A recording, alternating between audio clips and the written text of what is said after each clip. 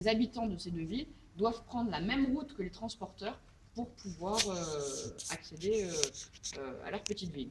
Que ça soit, vous avez Istres et Arles par là-bas, vous avez le parc de la Camargue ici et le parc de la Crau. Donc vous verrez que c'est une zone qui est vraiment enclavée. Et donc, vous verrez aussi tous ces espaces-là, ce sont des espaces naturels avec des problématiques, on en parlera un petit peu après. Donc, ces routes et autoroutes, aujourd'hui, sont complètement saturées. C'est vraiment la problématique d'aujourd'hui. 80% des marchandises sont évacuées par la route. Et si on continue à ne rien faire, ça va être de pire en pire, puisque nous sommes, par exemple, en termes de conteneurs, nous faisons 1 million de conteneurs, 1 million d'EVP. Vous savez, EVP, c'est l'unité de mesure d'un conteneur, c'est l'équivalent 20 pieds. Un EVP, c'est la grandeur d'un conteneur, c'est 6 mètres 10. 2 EVP, c'est donc le double, c'est 12 mètres 20 et quelques. Donc EVP, c'est l'unité de mesure. Donc nous faisons 1 million d'EVP au port de Marseille. C'est l'équivalent d'à peu près 800 000 ici et entre 200 et 220 000 à Marseille, au prorata. Donc une plus grosse activité de conteneurs ici. 1 million donc, de conteneurs qui sont transportés par la route, c'est énorme.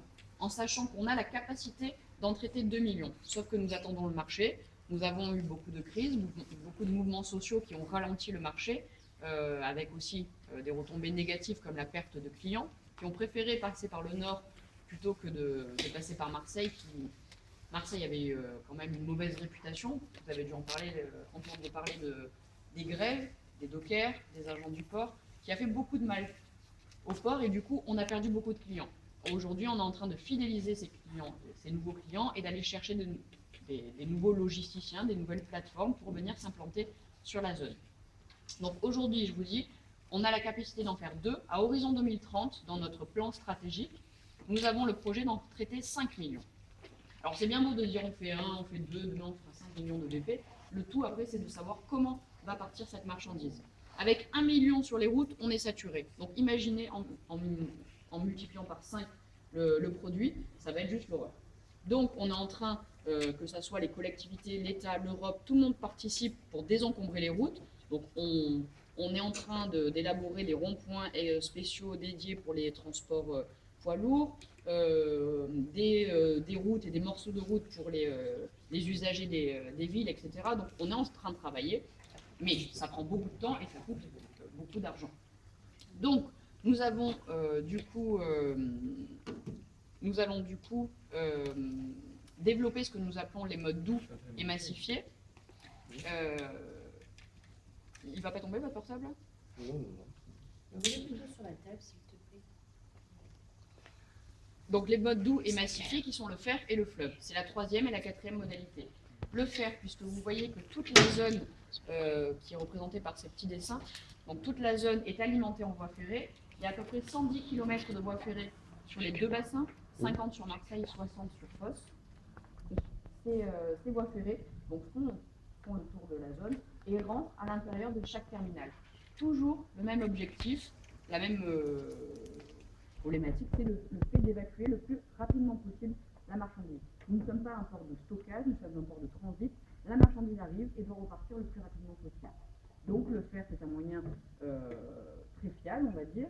Nous sommes en train de restaurer toutes ces voies ferrées qui sont un petit peu vieilles, puisqu'elles appartenaient avant 2005 à la SNCF. Nous les avons un petit peu redonnées en l'état.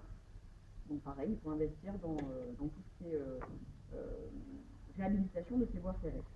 Aujourd'hui, je vous ai dit, c'est 80% des marchandises qui partent par la route, 15% par le fer et 5% par la barge.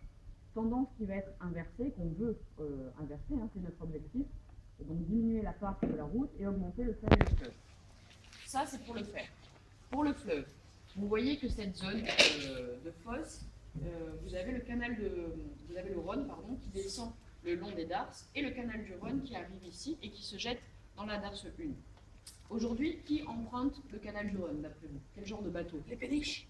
Les péniches, très bien, et les barges. La différence entre les deux, donc, ce sont tous les deux des bateaux à fond plat.